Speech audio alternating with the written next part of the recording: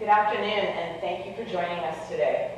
My name is Audrey Howell, and I'm the Executive Director here at the Channel Islands Maritime Museum.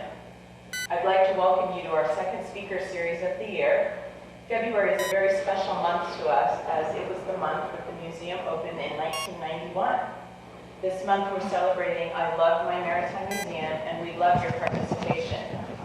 The museum currently has a digital board on its website, and we'd love to see you post on what you love about the museum. Just a note or a story or a favorite photo. Anything you'd like to share would be great. We also have some great exhibitions coming up. April brings us the Oxnard High School District Art Show, and we will have all the students bringing in their art to be in a jury competition. And then we'll follow that up in May with a Sailor's Folk Art exhibition. And in September, we will be bringing Tales of the Whale Whisperer.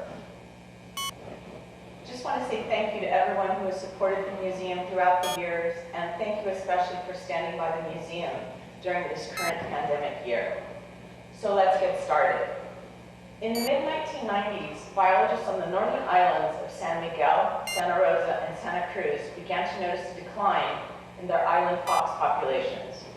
By 2000, the northern populations were crashing toward extinction. As an example, in San Miguel Island fox in 1994, there were approximately 450 foxes. By 2000, only 15 individuals remained. Through conservation, which included a variety of measures and also included a rapid response on the part of land managers at the Channel Islands National Park, Nature Conservancy, and Catalina Island Conservancy, government agencies and public and private organizations saved the 4 endangered island fox populations from extinction.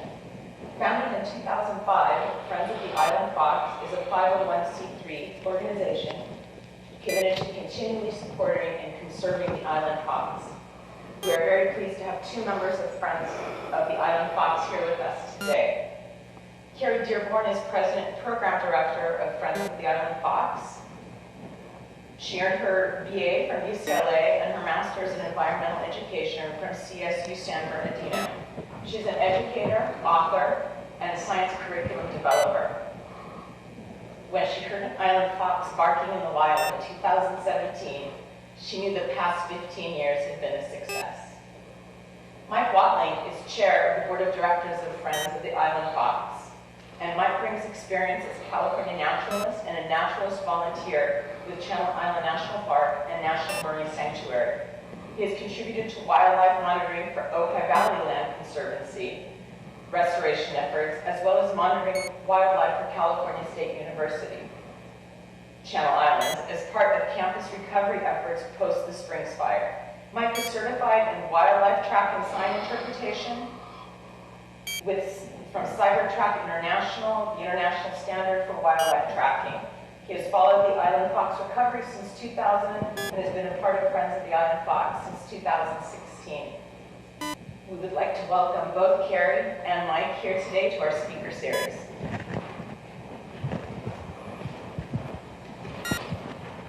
Thank you very much. Mike and I are very excited to be here today.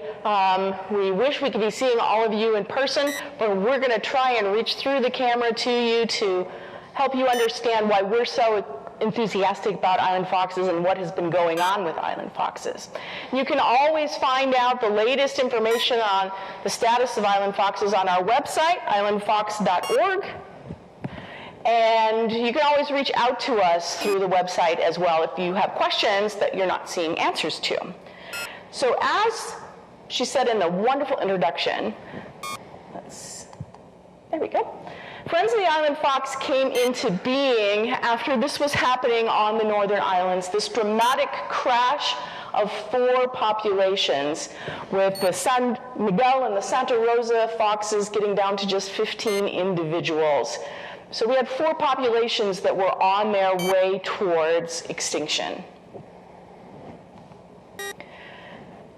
And at that time, nobody was really clear on what the causes were. But we, since then, have come to understand that on the northern islands, the cause was ecosystem collapse. And on the southern island, on Catalina, it was the introduction of a lethal virus. And that whole notion has more resonance with all of us now as we're experiencing it ourselves. But this is what the foxes also went through in 1998. The exciting thing about the island fox is that it is the fastest recovery of an endangered mammal in North American history. And that is because of all of these people working together. The scientists, the various agencies, the different land managers, private citizens, even school children, locally and actually across the United States. Everybody all working together to help save this population. So today, this is a very positive story. You can see where we are right now. Population numbers are higher than they've ever been. And I don't know if you can see our actual chart here. Mike's gonna, I don't know if it helps you or if it changes. Does that help? You can see that the numbers we're looking at for island foxes right now are the highest they've ever been. These are the official numbers from 2019. Foxes are counted during the summer and the fall. 2020 has been a challenging year for all of the land managers, so a lot of stoppage of counting and then restarting again. And we'll have official numbers from 2020 in May. But we're expecting all of the numbers to have dropped just slightly in a natural drop because of the fact that we had low rainfall last year. And so we all look at the rainfall in multiple ways because rainfall has a direct impact on the survivability of the next group of pups out on the islands. All right. So because of this dramatic return of the island fox, it means that when people go out to the islands, everybody now has the opportunity to potentially see an island fox and experience them out in the wild again. When I first started doing this, that was impossible because all of the foxes on the northern islands were in captivity. They were confined in breeding pens on the islands. So in 2005, if you went out there, you were not going to see an island fox, even though they'd started to release some, but out on the islands, just not enough to actually see them. So what is it about our island foxes that makes them so unique?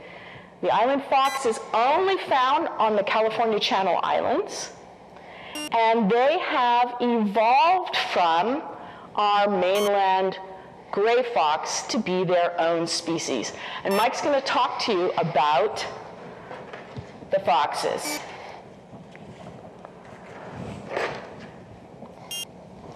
So on my right, this is the mainland gray fox. It's a common fox in North and South America. We find it right here in Ventura County. I've seen pictures of them in people's backyards, and they're very common out in the wild here in the Los Padres National Forest. And my left is the island fox. And you can see it looks very similar in color. They both have that black and gray kind of grizzled color with black running down the spine on both animals and a black tip of its tail. But this one's a little bit smaller. It's about 20% smaller than the common gray fox that's found here. And this is a result of what is known as island dwarfism. So as Keri's going to mention shortly, the foxes have been out in the islands for about 7,000 to 9,000 years, and as a result, they've shrunk in size. So gray foxes were introduced out there, and over time they evolved into the small diminutive fox that we have today out that inhabits our Channel Islands. Thanks, Mike.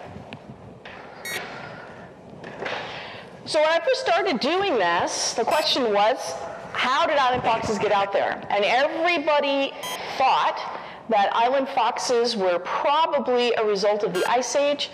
We've had pygmy mammoths out on the islands during the last Ice Age. They were there until about 12,000 years. when we had a glacial maximum, water levels were lower. It was believed that mammoths were able to swim just the 4 miles from the mainland out to the islands and then become inhabitants out on the one big island that it was at that time.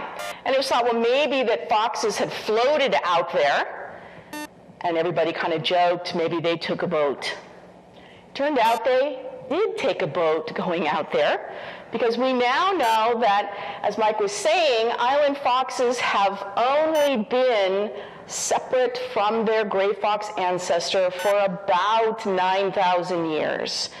So new mitochondrial DNA research has shown that we have a single female line introduced to Santa Cruz Island around 9,000 years ago. Most likely a pair of foxes was brought out by the Chumash people.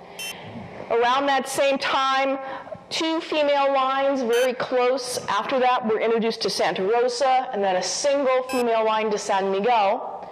And then around 7,000 years ago, the Chumash traded at least one, we believe one female fox, probably with a partner, with a mate, to Catalina Island. Then around 5,700 years ago, a single female line gets introduced to San Nicolas Island, and then for just a little bit of time scale of where we are, then the pyramids are built. So we're still talking about a long time ago. And then we get the introduction to San Nicolas Island from Catalina around 3,000 years ago. And then later, much later, about 500 years ago, we get a single female again introduced to Catalina Island. So island foxes have a direct connection with someone else out on the islands. People. We know that there's fossil record of people out on the islands 14,000 years ago. So island foxes are the result of humans taking gray foxes to the islands, and then the foxes evolving on those islands for thousands of years on separate islands to become different from their original ancestor and to become subspecies on each one of those islands. So if we look at the foxes that are on the different islands, the Santa Cruz island fox is the smallest of all of them. If all island foxes were the size of the Santa Cruz fox, they'd be the smallest. They'd be definitely the smallest fox in North America and really close to being the smallest fox in the world. But Catalina fox is bigger, more robust, heavier, stockier, so it's a bigger island fox. Santa Nicolas Island, you can see there's a dramatic change in coloration in some of the foxes on San Nicolas. This is blending in with their environment there. It's a much sandier environment, less vegetation. Santa Rosa Island foxes, they have more of a grassland area, so longer legs, bigger ears, because they're doing more hunting in the grassland rather than in chaparral. So each one of the islands, the foxes are slightly different from each other, and that includes their tails. Mike, can you just hold that up real quick? We're going to try and not get too close to each other, but island foxes, one of the differences they have from their ancestor is a much shorter tail. We don't know why this is. We don't know what it's genetically connected to. And that length of tail varies from island to island, including the number of bones in the tail, the number of vertebrae. So there's as much as 7 vertebra difference in the shortest to the longest of the island fox tails. We'd love to know why that is. I'm sure it's connected to something else important for survival. The other thing about island foxes is not only are they physically different, something that we can see in their bones and in their anatomy, they have a different behavior. And if we had lost those 4 subspecies, we would have lost this information. Their behavior is dramatically different from their ancestor. Gray foxes are very shy animals. They're typically seen at night, or what we call crepuscular, at twilight, because they have predators themselves. Coyotes, mountain lions, bobcats, people are all predators of the gray fox. But our island fox is the top predator on the islands. He is literally the top dog. He has no predator. So they are active around the clock, which is called ephemeral, hunting day and night, which is another reason why people have such a good opportunity to see them, because they're just as active in the middle of the day. They also are more omnivorous. In order to survive out there on the islands where the food resources are limited, they eat a wider range of food. So they eat a large percentage of their diet consuming insects and also the native fruits. So the toyon berries, the Catalina cherries, the prickly pear cactus. They're eating a lot of different kinds of native fruit. Now, this long history that island foxes have with the Chumash people also has created an unusual behavior for a wild canine in that they are what we call habituated to people.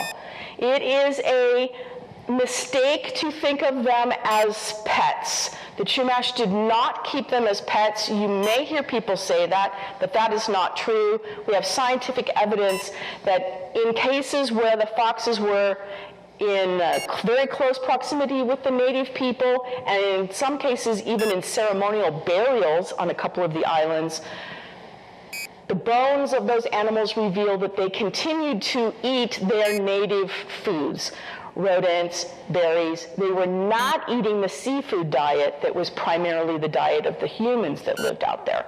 So the people weren't feeding them. We believe that because the deer mice that are out on those islands that can really increase in population dramatically, which would have been a threat to the native people's seed foods that they gathered, that probably it makes sense that gray foxes would have been brought out there to try to control rodent populations so that the rodents weren't eating the people's food.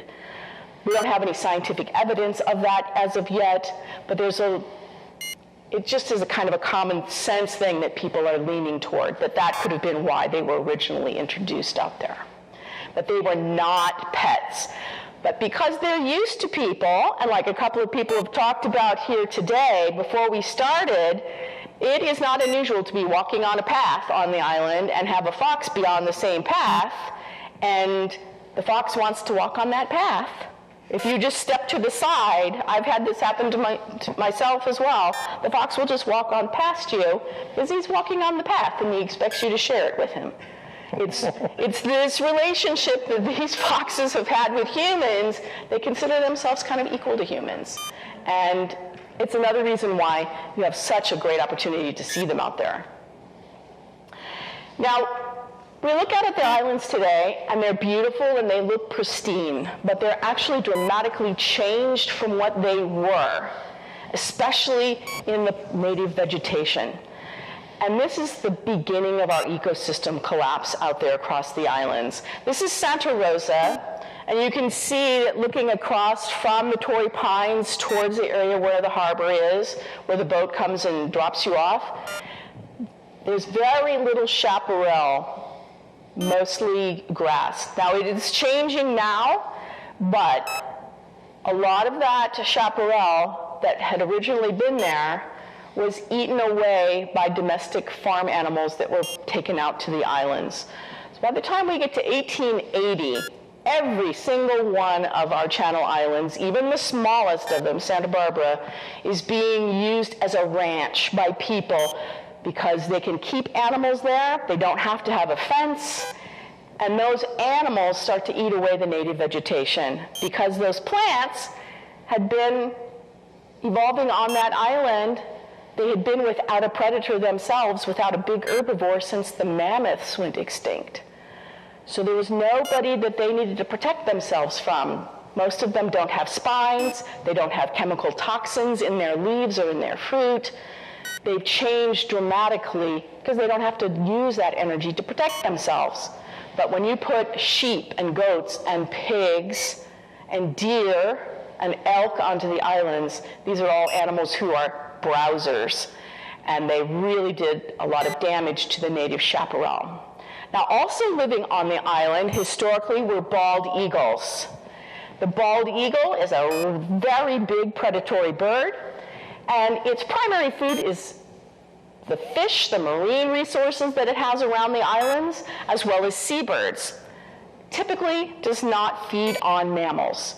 So therefore, it has really no interest in the island fox. And in fact, they kind of live in a harmony with each other. We've seen documentation of the eagle cams, where island foxes will come right up into that nest, and they will eat the remains of food that the chicks have not eaten, because eagle chicks are very messy eaters. They don't eat everything. And so the foxes, they come up there and they kind of tidy up, but they're too small to be a threat to a bald eagle chick once it's over 2 weeks old. So there's no conflict there. And typically the bald eagle is not preying on the fox because its preferred food are fish and seabirds. Bald eagles are very territorial, and because they were in pairs out on the islands, they help to keep away other large predatory birds. But as the island ecosystem is changing, there's less foliage for foxes to hide in. There's less of the fruit resources that they needed to eat. Things changing slightly. And then after World War II, we have a big impact to the islands. DDT that was used across the South Pacific to protect our soldiers from malaria and other insect-borne diseases was then used across the nation, but a great deal of it used in agriculture here in California, used around homes to spray and kill insects, and washing down in our streams, our rivers, into the ocean, as well as the fact that it was made here in Southern California, and at times just flushed a couple times directly into the LA River, and therefore impacting our marine environment, because DDT does not go away. It settles in particles into the riverbed, little things like shrimps and worms. They eat that, they get it, consume it, it's in their body, it builds up. It might not kill that animal, but the fish comes along. He then now has that toxic level of the DDT in the fish's body. The eagle comes along, eats the fish, eating multiple fish with this toxic level. The bald eagle gets that toxin building up in its body. And it might not kill the bald eagle, but DDT seems to have an impact on calcium absorption. And for a female eagle who needs to have a lot of calcium in her body built up so that when she goes to lay an egg, she can use that calcium to make an eggshell, she couldn't do that. They would lay eggs that would have these eggshells that would just collapse when the birds went to incubate them. So they could not reproduce. So over a period of time, we get to the 1960s, there are no bald eagles living out on our Channel Islands anymore. There are no bald eagles in Southern California. When I grew up here in the 60s, I had no idea that there even had been bald eagles here. It was just something that was always a bird we saw far away, not here in California.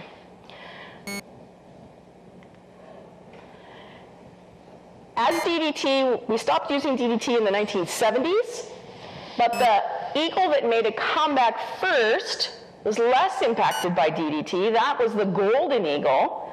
It is basically the same size as the bald eagle, but it has a dramatically different lifestyle. It's a mammal specialist, and it typically eats things about the size of a football, like a rabbit, a ground squirrel, but it will also eat deer fawn or an elk calf when they're small. And they were attracted to the islands by all those feral pigs that were on Santa Cruz. The sheep, they would also take lambs.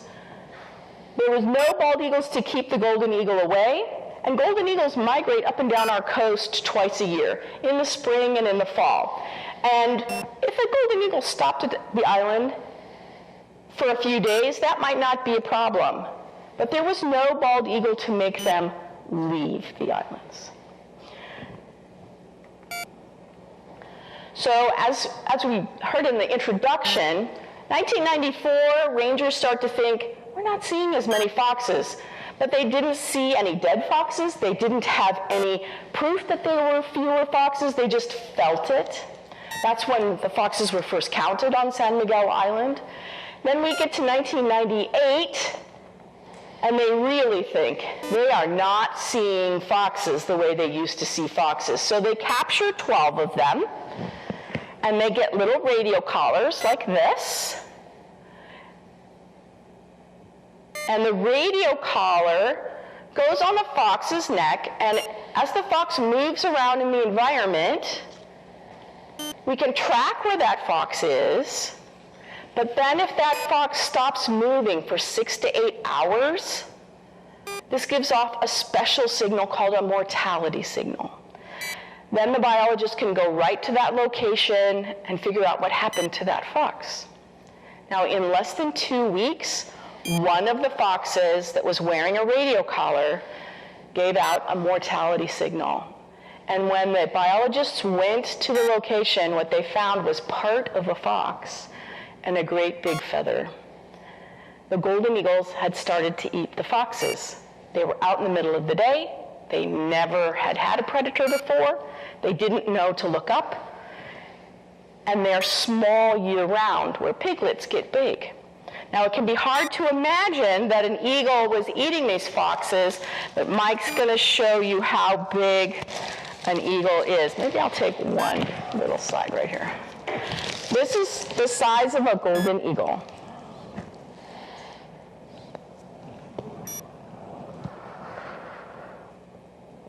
Go ahead. And this is the eagle's claw.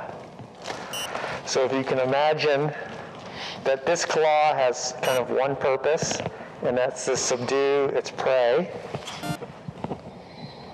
And if we go back to our island fox, this is a claw that can easily take down an island fox. And that's essentially what was happening. As Keri mentioned, there was aerial bombardment, and they had no idea it was coming. So they figured that foxes were disappearing by the time we get to 2000, a fox a day. But the crazy thing is, we can't show you a photo of this because no one ever saw it actually happen. There's some gruesome pictures of golden eagle nests lined with fox bodies because the golden eagles were actually living on the islands, reproducing on the islands. But nobody even had any idea how many of them there were. So because of this dramatic drop, and then the fact that on Catalina, they were having the same kind of catastrophic decline at exactly the same time, but it had absolutely nothing to do with eagles. On Catalina Island, a canine distemper of dog virus was introduced to the islands by a North American raccoon, it happened. And within a year and a half, distemper had spread across the whole island, and the only thing that saved the foxes on Catalina is this right here, that little narrowing, that isthmus on the island, because foxes don't go across the isthmus very often. There's a town there called Two Harbors, and it's a narrow area, and typically, I have to say typically now, because now there are, as of last week, big questions about this. Typically, foxes did not go across that. So that kept the disease from passing to the northern part of the island, because distemper is the equivalent of measles in humans. It's highly contagious. Foxes just have to pass each other, sniff each other's droppings. It's highly contagious. Now, everybody thought, oh, that's crazy, a raccoon going out to the island. That is a once-in-a-lifetime thing. We now know that that is not true. Once we started to look, We now know that it happens 2 to 3 times typically every year. Either a raccoon or on occasion, we've also had opossums in the last couple of years, stow away on people's boats.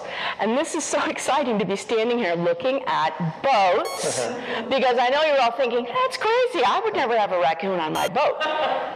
But the problem is, down in Marino del Rey, which is where they know that these raccoons came from, and I'm sure it's probably somewhat true up here, marinas have a lot of trash that people take off their boats and they put in trash cans. And it attracts raccoons. And raccoons are sly little creatures who will get out onto boats, they'll find a place to be completely content on a boat, and the people who own the boat don't even know that they're there. This is what happens time and time again. People going out to Catalina, they get almost into the harbor and they do the right thing. They contact the harbor master and they say, we have a raccoon on our ship or our boat. And multiple times this has happened where the harbor master and a bunch of people, they all go out there to grab that raccoon on that boat before it comes into the harbor. The raccoon jumps off, swims to shore.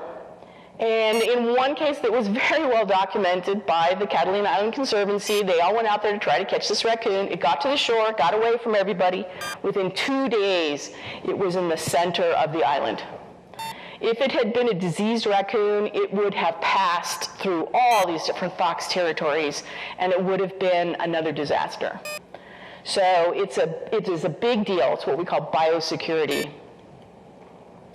So because these catastrophic things were happening at the same time, an amazing thing happened. The government agencies, the National Park System, the private groups, the Catalina Island Conservancy, the Nature Conservancy, the Navy, private citizens like Friends of the Island Fox, everybody came together to work together to solve these problems. And it has made a huge impact for the island fox and has actually become a model for other endangered species. We have what's called the Island Fox Working Group that meets every single year, even to this day. And every year we're discussing what the new challenges are for island foxes. So island foxes went into captive breeding facilities on the 4 islands where they lived. There was talk of moving them off the islands to special facilities, but everybody decided it would just be better to leave them on their islands where they lived. So they had special areas that were built for them, 2 foxes in each enclosure, because they're highly territorial, so adults don't necessarily get along, and they mate for life. So they could reproduce in that captive situation. And while they were captive and protected, these changes had to go on restoring that ecosystem. So bald eagles were reintroduced to the islands. We now have over 30 pairs. Yeah, there's between 40 and 60 pairs out in the islands now, which the northern islands. Is a totally amazing thing. We've had over 100 chicks out on the islands. And they're coming to the mainland? Yeah. Yes, they're coming to the mainland. To establish new territory, so that is excellent news. Great. Over 44 golden eagles were captured in just 5 years and relocated to Northern California. So that stopped the colonization of the golden eagles on the islands. We have not had a death to a golden eagle now in over 7 years. So that problem is pretty much a problem of the past for us. All the domestic animals were removed. That was a big part of keeping the golden eagle away, as well as the elk and the deer on Santa Rosa Island that had been brought out there for captive hunting. And we had the continuing process of restoring the native plants out across the islands. So by November of 2008, foxes are all back out in the wild again. And if you look at our numbers, you can really see that everything starts to climb faster after 2008 with even for the Miguel foxes, the reddish one, because they mate for life. And when you're being matched together in pairs by humans who are looking at your DNA and not your personalities, you're not necessarily with the mate you would like to be with. So once they were back out in the wild, had space, and could choose their own partners, reproduction happened much faster because they are canine. They will adjust the number of pups they have in relationship to the resources they have. So while it's typical for them to have 1 to 2 pups each year, when they have lots of space, lots of resources, they can have as many as 5 pups. So that made a dramatic difference when they were all out there in the wild. Now, San Miguel, people look at that and they think, what happened? It's not going up in the same way. San Miguel is a much smaller island, and we believe that the largest number of foxes that can live out on that island and be able to live sustainably is between 400 and 500. And so we do sometimes see, we did see a drop there between 2016 and 2018. Actually, it continued into, well, I guess it was 17 was the one I'm thinking of too, but they were really impacted by the drought. They don't have as many resources, not as many native plants on San Miguel, and so that has a huge impact on them. Drought can really stress and reduce pup populations. We went for 4 years on San Miguel with no noticeable reproduction, fewer than 5 pups produced. But you can see we've got a good, 2019 was a good year, really dramatic increase in the foxes out on San Miguel. So now today, foxes are what we call a conservation management dependent species. They're always going to need people to help them because we've had such an impact on their environment, and we will continue to have that impact. So they need us to help them going forward, and part of that are the health checks that they have every year. Every year between the summer and the late fall, foxes are counted across the islands, and it's different depending on the land manager when they actually count and the methodology that they use. But basically, foxes are captured in a have-a-heart type trap, then they get a health check, and we're looking at their general health. Weight is really an important one for us. So what we're hearing right now is that the foxes were captured in 2020. Everybody had a good, stable weight. We're not seeing foxes that are emaciated because of lack of food. Everybody's looking healthy across the islands right now, which is really good. They get an ID microchip, just like your dog or your cat might get. That helps us to identify them as individuals because you might have been noticing, seeing these pictures, they all kind of look a lot alike.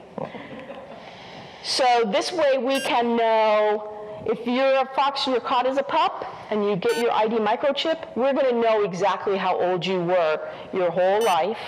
We're going to know, on Catalina, we had a female who crossed the isthmus. She got captured on one side and then 2 years later captured on the other side of the isthmus. That's an unusual thing. This year, 3 foxes crossed the isthmus. So it's a big question. Why is that happening? But those microchips help us to know that. And when a fox gets captured, some of them like to go in for the snack that's put into the trap. And so they might get captured more than one time. And so then, just like your dog or cat goes to the vet and they use that reader to read the microchip, they read the microchip and they can go, oh, we caught this fox yesterday or 2 days ago, and they can just let it go. It's not handled at all. They also get evaluated for parasites or disease. This was a really big issue for us in some of the drought years. Ticks and fleas became a big problem on some of the islands. And we do blood samples because just like we are all learning about disease for ourselves, this biosecurity issue is a primary problem for foxes across the islands. So you can see that on the Catalina Express one New Year's Day, we had a raccoon that took the Catalina Express with all those people all the way to Catalina before somebody saw it. Fortunately, it didn't get off. It ended up going all the way back to Marina del Rey. But people's dogs feral cats on the islands. All of these are disease vectors. And we're also potentially seeing climate change migrants, birds, other animals who are coming up from the south who didn't used to come here, potentially introducing new disease, new parasites. So we test for 5 viruses every year on Catalina because that is the island that is most impacted by humans. And we're looking for a range of diseases. Adenovirus is dog flu, and you can see prior to 2015, adenovirus was not something we found on the islands, not on Catalina. But in 2016, we had a huge spike. By 2017, 85% of the foxes on the island had encountered it. They had the titers, the immune system response to having encountered it on the island. This is the same speed of transmission that we saw with canine distemper. So it really shows us, yes, this is how fast a disease can spread across the island, especially when we have lots of foxes on the island. They're closer together, it's easier for disease to spread. But fortunately, it was not a life-threatening disease. We did not see any mortalities from that, and it is slowly declining in the environment. And occasionally, kind of hard to see, but in 2017, going into 2018, all of a sudden we had a herpes virus that showed up out there, and they were really concerned. It was found in a fox around Avalon. And they were really concerned because the herpes virus can spread quickly in canines. But this strain turned out to be not a problem, and it quickly disappeared. This is one of our early detections of finding out about new viruses that have been introduced to the islands. And we're starting a discussion with the managers on Catalina. They're considering testing for more things, thinking outside of the box, as that has all impacted us as humans in this past year, and also about increasing the number of foxes that are vaccinated and radio-collared around the human habitations on Catalina. So foxes get vaccinated. They get vaccinated for rabies and canine distemper virus. Approximately 100 individuals on most of the islands. Catalina, they vaccinate everybody they catch, except for specific foxes, which we're going to talk about in a second. So usually around 300 get vaccinated out there on Catalina. And they wear radio collars. Now, originally, everybody who got released into the wild wore a radio collar. But now we have so many foxes that would just not be feasible. Now the foxes that get radio collars, most of them are what we call sentinel foxes. They're usually 1 to 3 years old. They do not get vaccinated. So if something happens to them, it's an immediate alert that we potentially have a disease problem. This is our #1 defense against all kinds of diseases. And since foxes are no longer on the endangered species list, there is no federal funding for this anymore. So the cost of this has really come down to the private sector.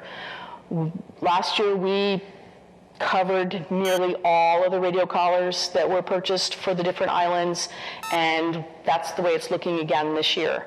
The exciting thing is that we can now refurbish radio collars, so even ones that look really torn up, like that one in the town on the left, for $220, it can be put back together again to look like this, and we're maintaining the same radio frequency that was used, because this has become very difficult for us. Everybody with cell phones and everything else is taking up all the radio frequency bandwidth, and so we really need to maintain the frequencies that we use. So you can see this is our 50 to 60 foxes are typically radio collared on each island. San Miguel, there's 70 foxes out there that are radio collared, because we've had health issues out there, so this is a higher range of watching the foxes on San Miguel, and that we're also thinking about doing that in Catalina. But it's going to help us to also, if we have an injured fox, it will get radio collared, and then we can monitor it while it's still out in the wild, but we can see how it's doing. And Friends of the Island Fox in the last 3 years has gotten very involved in research because there's so much we don't know about foxes. When we first started doing this, thank goodness, there were foxes that were in captivity in 8 zoos. They'd come off San Clemente Island for another endangered species that was in danger on San Clemente, and the foxes had been preying on the loggerhead shrike, and they needed to have fewer foxes in that area. So fortunately, those foxes were being raised in captivity, and so somebody had an idea on what to feed them. Because when we had the crisis happen, foxes came into captivity quickly, and there really wasn't time to do that kind of finding out. But fortunately, the Santa Barbara Zoo was already the leader in that. They are the ones that manage all of the foxes that are in captivity. And so they had already established what dietary needs the foxes needed. But we're really concerned about drought impacts on diet, how that impacts foxes, not only for the changing what they eat, but also specifically putting them, it's looking like it moves them to having less of a range of what they eat, which means whatever those resources are, there's more pressure on it. Because if we all went to a restaurant and we ate different things, that's one thing. But if we all walked in and ate exactly the same thing, that's a big impact on what's available for resources. So we're looking at that. We're looking at which foxes are actually using marine resources. Do we have foxes that are doing that? If they are, where are they doing that? Are there some places that are more important for use of marine resources than others? We're also looking at how to determine them accurately for their age. Because right now, it's just an estimate off the wear of their teeth. And we're also looking at the relationship with the island spotted skunk, because we basically know nothing about that. And our latest research grant recipient is Alexandra DeCandia, and she is looking at the microbiome and the health. So the microbiome are the microbes, the bacteria, the flora that are on your body and in your body. But what happens when a population goes through that genetic bottleneck? How does that impact that? And then what impact might that have on their overall health? So island foxes considered recovered in 2016. We want to show you an island fox. Let's see if this is going to play. It looks like it's not. Okay. We'll just go to the next slide. So across all the islands, island foxes are doing very well. And that has to do with people. We caused this problem, but people have had a very positive impact to turn things around for island foxes. And everything we do, I look out at these boats and I'm thinking, could we do something here to make sure that people are looking for things, animals that they might accidentally be taking out to the islands? Because in the northern islands, we don't have as many eyes looking for what might come off of somebody's boat when they do go to Santa Cruz Island or to Santa Rosa Island. How many people do we know who go to one of the islands and they let their dog go ashore with them so that the dog can go to the bathroom, not realizing that the dog can pass disease to the foxes, it can also pick up disease from the foxes. So there's a lot that we all can do to help to keep this very special animal that we have here on our islands and no place else in the world healthy and safe. Now, we would love to take any questions that you might have about island foxes. Yes? How do you count them? I mean, your numbers are very large, and you don't have any radio collars. How do you keep track of them or find them or count them? You want to take that, Mike? 1, 2. No, so they count over, or they trap over a certain period. There's grids set up on the islands. And they basically are trapping over X number of nights at given periods of time. And based on statistical analysis, you look at how many foxes you're capturing in that period, how many repeat foxes, like Keri mentioned, some of the foxes will like to come back in to grab some of that kibble and treat. Might still be no activity. So basically that all goes into a kind of a capture, mark, recapture program that statistically analyzes how many foxes there are out there. And they come up with a number, and then they come up with confidence intervals around that number. So the number we're looking at is kind of that center, that center point, and then it's plus or minus X number of foxes per square kilometer out there. And then based on the size of the islands, based on what we know about foxes, we kind of can then therefore determine that when you reach a population like we're seeing on Santa Cruz Island with almost 2,700 foxes, you look at the size of that island, that's about 7 to 15 foxes per square kilometer. That island is now really reaching its capacity. And so this is kind of where they're going to expect numbers to kind of bounce around between maybe 24 and 29 or 3,000 foxes would be kind of what they're expecting to see.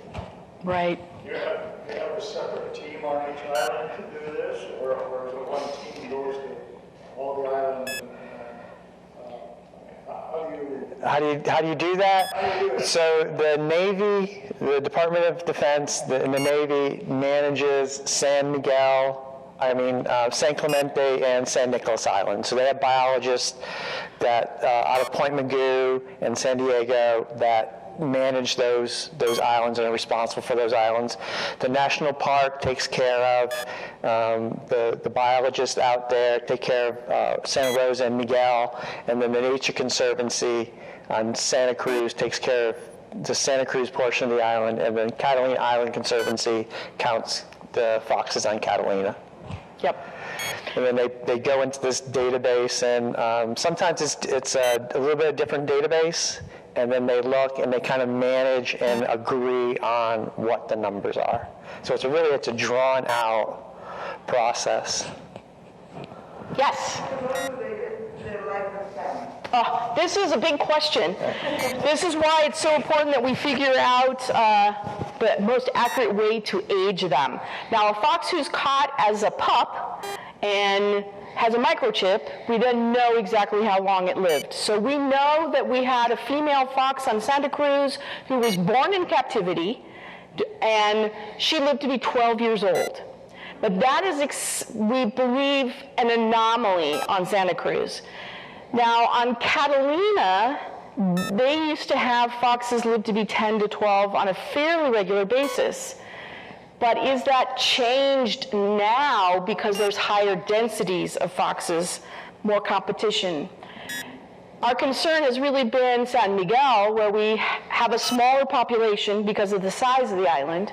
And we did have, during the drought, we had some pretty bad years where the number dropped to like around 200, which is not good.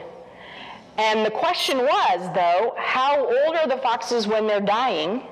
Because a fox who lives to be 6, well, actually, I can actually show you this. If I go quickly to teeth. So a fox, well, this is why we're looking at these teeth. The teeth are laying down these layers that are supposed to be an annual layer. So we're looking to see if that's going to actually document how old a fox is when it dies. And this is important because if a fox has a lifespan and she's 4 years old, she's going to, during her life, maybe have 3 to 12 pups. But if she's living to be 8, she's having between 7 and 32 pups. It's a huge difference. So if the foxes on San Miguel are dying at old age, their lifespan is only 6, where it's 10 on Catalina, that's a potential difference in how we manage those populations. So we're really looking for this way to determine how old they really are.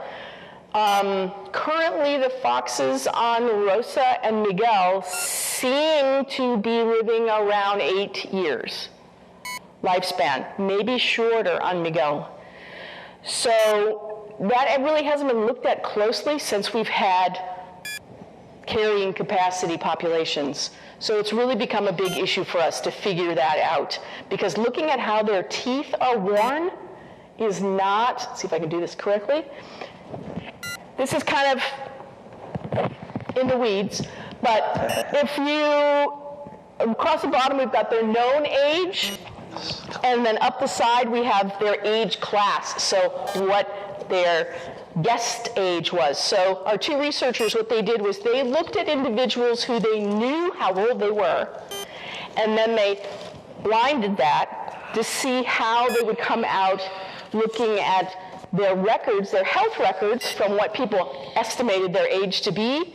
And if a fox was 4 years old, you can see the biggest dot was that it was, well, maybe around 3 to 4 years old. But then it also was considered, oh, it might be as old as the fourth age class, which is like 8 to 10. So it's really a guesstimate, and it's just not a good way to age these foxes. So we just got the first report back on this, and the tooth evaluation is really good up to age 6, would you say? 4? 4. But then there's questions as we get older, and we think we only looked at, they only had teeth from 4 animals who were 7 to older, and we just think we need to expand that. So they currently, when they capture the foxes, they're looking at the first upper molar. So you can see this island fox skull. They're looking up here and they're estimating based on tooth wear. So if you imagine a fox that's dyed as mostly prickly pear cactus fruit, it's kind of soft, there's not going to be a lot of wear. A fox that's maybe on the southern or western end of the island that's eating marine resources and getting that sand, their wear is going to be much, much greater for a fox that's that same age. And so it becomes difficult. You know, they're saying, oh, this fox is 6 when maybe it's only really 4 years old. Or you can see you start getting kind of these unknowns, which impacts how the land managers are going to kind of manage those populations. So. And this whole tooth wear process evaluation was actually originated in the Carolinas in the 50s for gray foxes. So it's really kind of a leap to use our island foxes. Their diet is so different, they live considerably longer than those gray foxes do in the Carolinas. So we're really hoping that this is going to help us figure out how old they get to be. Because it's a really good question. Yes. Has there ever been any found or any sign of them ever having been on Anacapa? Oh, that's a Mike question. Yes. Yes, it's a Mike question. And yes, so what's kind of exciting is there has been, I think it's 3 or 4 bone fragments found on Anacapa. That's not to say that the foxes ever populated Anacapa. They don't know if perhaps this was a fox that was with its, somehow got transported there, because if you recall from Chumash lectures, Anacapa was a stopover. It was closest island from here. They could go in, they would stop. They would, and so in trying to stay away from the fox, they weren't going into some areas of the island. Foxes can't get down into those sea caves, but the skunks can. They're more agile in that way. And they were going into the sea caves and eating the eggs and the chicks of rare endangered seabirds. And so this became a big issue. The seabird people were saying, you got to do something about the skunks. And fortunately, as the fox population increased, it helped to mitigate that problem. But if you look at the numbers on Santa Rosa, you can see that Santa Rosa was the last one to return. And this is because in 2007, when they were really starting to make a comeback. Everybody was back out in the wild. We did have a golden eagle incident over the course of 10 days. A golden eagle ate 7 foxes. It was breeding season. That meant 7 groups of pups did not survive. And it just happened to be at like the worst possible time in the recovery, and it pushed Santa Rosa way back. So the skunks there, had a little bit more time to have these huge populations. But I do remember Tim Coonan, who was the biologist in charge of everything at the time, early then. The amazing thing was they had all these skunks, but the majority of them were male. And so they knew it wasn't a sustainable thing. And they didn't know why it was happening. And that happened with the foxes as well in captivity, in captive breeding. After a number of years, we ended up on Miguel and Santa Rosa. One was producing females and one was producing males. We don't know why, and there was big talk. Should we move one for here and for there? No, we got to keep them separate. They're separate subspecies, but it was a big concern, and it was part of what led to we got to put them all out because reproduction was slowing down, and it had become gender specific. And whether or not that is some sort of adaptation for controlling your population on an island, these guys have thousands of years of surviving on the islands. And we now think that San Nicolas Island went through a bottleneck in the 70s, where they got down to a very small population because when they did, I'm going the wrong way. When they did genetic research on them with samples that were from the 80s.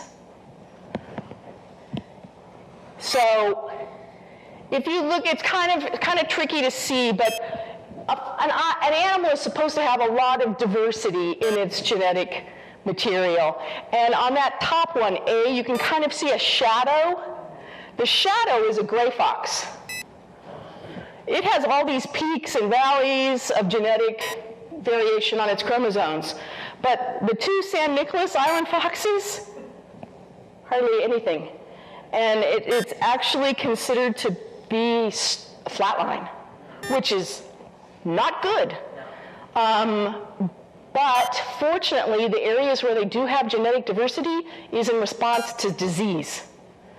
And that seems to be a help for them. I mean, when I first went to the meetings of the working group in 2002, going into 2005, the geneticists were pretty adamant that you could not save the Miguel and the Rosa foxes because you did not have enough genetic diversity. Because while we have 15 foxes here, only 12 of them reproduced on each island. Each island only had 4 males. So everybody on Santa Rosa, we have 24, 27, to almost 24,000 foxes. They all go back to 4 paternal lines in 2000. Wow. Yeah, it's crazy. But obviously, this is what the biologists, some of the people who were around the longest always thought, these foxes have been through these things before. That's why they have the variation that they have, and they just seem to be somewhat resilient. As long as we don't get a disease introduced out there that they have no immunity to, and because they're an isolated population, that is the primary concern right now. Yeah. It certainly is a juggling act. It is. One thing knocks something else off, and the skunks Yeah. the caves, sea caves, and Right. it's such a juggle. It's such a feat of juggling. Yeah, so when they did this analysis of the San Nicolas Island fox, it had the least genetic diversity of any mammal in the world. And that was, they still have not looked at the Miguel and the Rosa foxes from 2000. So, yeah, there's a good chance that they're going to look like that also. Yeah. Very interesting. And this is our concern on San Miguel. We have a parasite problem, which We still don't know if it's endemic to San Miguel or if it's been introduced from somewhere else, because it's a kind of nasty intestinal worm that exact species has not been identified anywhere else in the world. Why are the foxes on San Miguel getting it, and why do they not seem to be able to fight it off in any way? It causes mortalities, but they have other intestinal issues, and that's why we think this biome is potentially important, because we know on Catalina, gosh, about 10 years ago, Catalina foxes had the second highest rate of cancer of any mammal in the world. They were second only to the Tasmanian devil. They were getting cancer in their ear canal, tumors, and initially everybody thought it was cat mites, ear mites, in their ear causing inflammation, causing tumors, and then becoming cancer. But it turned out they were the same ear mites that all the other foxes had. So why were they having this inflammatory problem that nobody else seemed to be having? And Dr. DeCandia, now she's a doctor, her microbiome study, they swabbed the inside of the ears of the foxes on Catalina, and then also under their tail to look at their gut flora. And what they found in the ears of foxes with increased inflammation was that they have unusually high levels of Staphylococcus. And Staphylococcus is the dominant bacteria in their ear, and then they seem to have a greater response, immune system response, and just kind of feedbacks on itself. So treating the ear mites has knocked out the cancer completely. But now we know, hey, they've got this problem microbially. What can we do to change that? Is it necessarily the problem? So right now we're looking at all the other islands, and we're looking at the intestinal flora, because does Miguel have an issue where they have decreased biodiversity in their gut flora that is impacting the... There's so much complication, but the exciting thing is we see more and more the science that's going on the islands being used other places out in the world. Yeah. So it's been very exciting to be a part of all this, to see it change, and to see us now being able to do research that is impacting other endangered species, because we think of our islands as a unique thing, but lots of animals live in habitat islands. Even if they're surrounded by land, they're in habitat islands, so they have the same kinds of issues. So it's been an exciting journey for all of us, and it keeps getting more interesting all the time. Well, thank you for what you do. Thank you. Thank you. It was a great presentation. Okay.